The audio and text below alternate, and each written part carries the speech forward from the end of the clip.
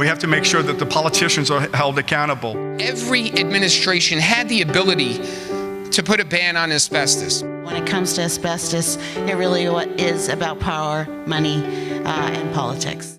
I'm a newspaper editor named Kathy Best, and I'm hoping that my last name is why I'm here, because they were saving me.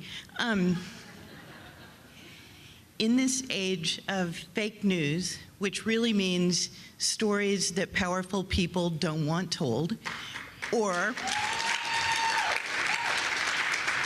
in this age of alternative facts, which means lies, and let's just start calling it that. Sorry, I have some opinions on that.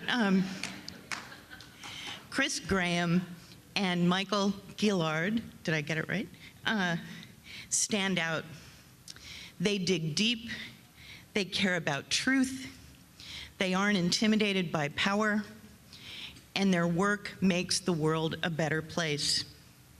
Even more important, they stick with the story until it's well and truly told. Andrew Schneider, my husband, would have loved them, and they might have liked him too. They were all, as Chris says in his wonderful Australian accent, journos, journos. I am deeply honored that Linda created an award in Andy's honor, and thrilled that Michael and Chris are the inaugural winners. And with that, Chris.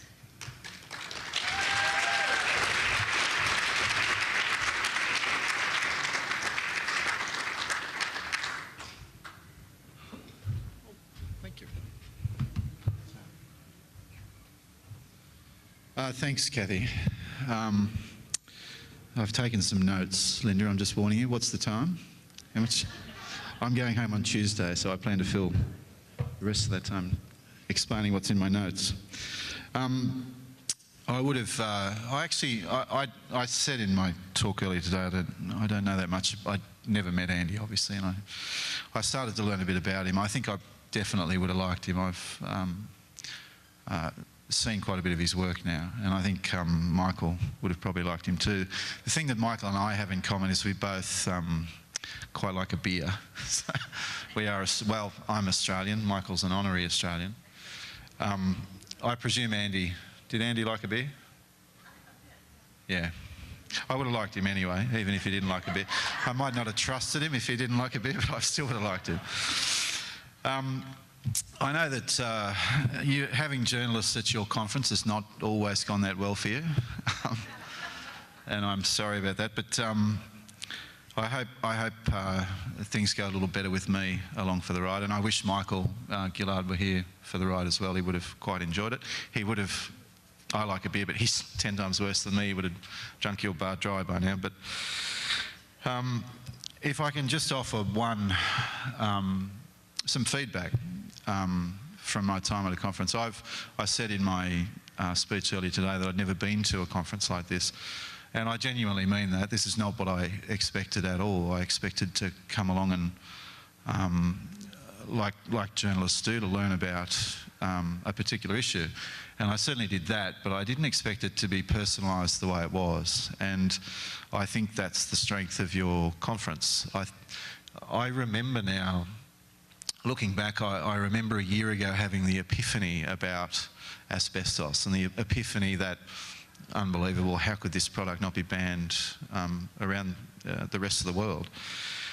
But that epiphany, it didn't really have a personal aspect. As a journalist, you do trade, unfortunately, in death and disease. It's part of what you do, but you often don't. You're just writing about something from a distance. It's why I also have huge admiration for first responders, because, you know, I'm the guy who witnesses the stuff that you people experience and do. But this conference, that's what's been so unusual about it. You've put a personal perspective on something, and you know, I haven't met. I never met Daniel's wife. I never met your husband, Linda. I didn't know Jock McCulloch. But the way you honour them in your program and the way you honour them on stage, and talking about them is extraordinary, and it personalises things in a very important way, which I think is spectacular. And if you ever decide to invite another journalist along to your conference, definitely keep doing what you're doing, because Linda, when I first heard from you, I just assumed you were another pushy American. I will explain. In Australia, we have a certain perception about your nation. We think you're an amazing nation, but you are considered quite forceful. I mean that respectfully. I'm not sure how I'm going to dig my way out of this, but